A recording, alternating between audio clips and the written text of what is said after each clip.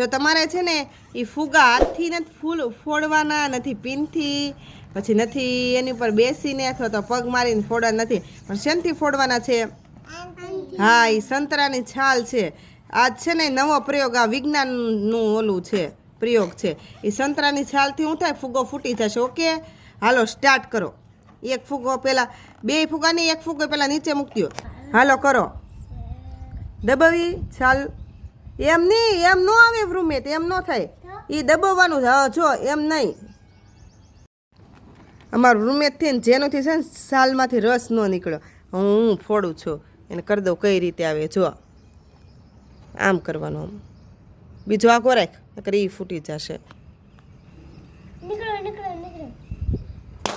ફૂટ્યો? એ છે ને આની રસ હોય ને એનાથી ફૂટી જાય. ના તારથી ક્યાં થાઈસ કર. હાલે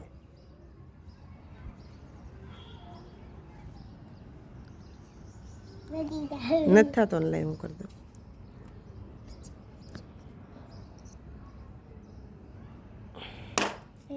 ફૂટી ગયો?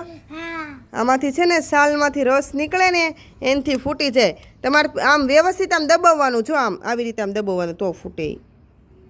મજા આવી? આવડી ગયું ને હવે?